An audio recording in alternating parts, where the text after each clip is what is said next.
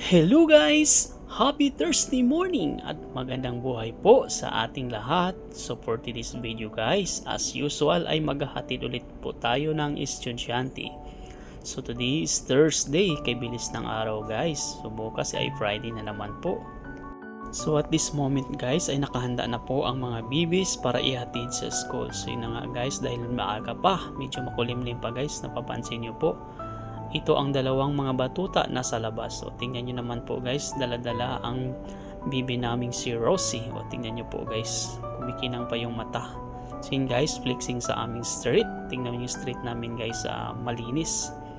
Tsaka tahimik kasi dyan guys. So ito na nga po ako guys, dito naka-sleeveless pa tayo dito. So tingnan nyo po yung mata ko, halatang bagong gising lang.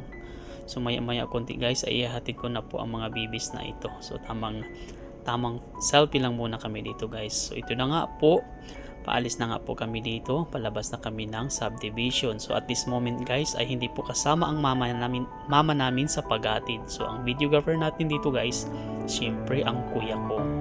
So ito na nga po guys, teleport muna tayo. So fast forward, nandito na tayo sa my parking. So kakarating lang natin dito guys. So si bibi kong pa rin, si kuya kong pa rin ang videographer natin dito. So ito na nga guys, nandito na nga po tayo sa may parkingan. So tingnan mo naman ang kuya kong, napakapugi. At ang bibi kong namin guys, may paunat-unat pa. Inaantok ka pa bibi kong. So ito na nga guys, tamang selfie lang muna kami dito, flexing sa parkingan guys, na medyo maluwag pa since maaga pa guys. So wala pang alas 6 dyan, sobrang aga pa, 5 something pa lang, 5:37 pa lang dyan guys. So ang aga-aga namin since alas 6 po ang pasok ng mga baby, so kailangan natin agaan. So tingnan nyo po guys, di ba medyo maluwag pa, pero marami na ring mga nakapark. So may mas maaga pa pala sa amin na pumasok dyan. So ito na nga po guys, palakad na kami palabas ng parkingan.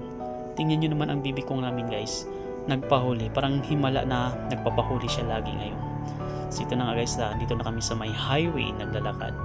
So ang kuya kong guys, bitbit pa rin niya yung tubigan. As usual, ang bibi kong namin, wala talagang bitbit yan guys. Kahit pabitbitin mo siya ng tubigan niya, ayaw niya magbitbit. Mabigat daw at di niya kaya. So yun guys, dahil mas maaga pa, medyo malamig pa po yung panahon. So malamig yung hangin na dumadampi sa ating balat. Lalo na dito guys, pagdating mo dito sa my ground. So ang sarap-sarap dito guys.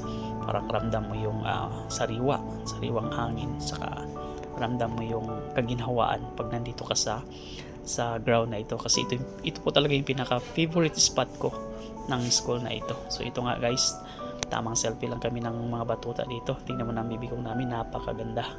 So yun guys, nandito na nga tayo sa may classroom nila. Nagpaalam na nga si bibi kong sa kuya niya. So yun guys, ang bibi kong nakipagdaldalan sa kaklase niya. So yun guys, dahil mas maaga pa nga po, ito naman ang kuya kong hinihintay ang kaklase niya. So ito na nga sila guys, paalis na. Hindi ko na nga ito hinahatid sa classroom si kuya kong. At ako naman guys, siyempre, tapos na tayo maghatid, palabas na tayo ng campus. So tamang selfie lang tayo dito. So ito naman, piniflex ko rin tong mga paparating lang ng mga estudyante guys. So di ba, dahil maaga pa nga po, okay lang naman yan. So ito naman ako guys, nandito na ako sa may parkingan para uuwi na nga po. So tapos na tayo maghatid ng estudyante guys. So salamat po sa panonood. Ito lang po muna guys, bye bye.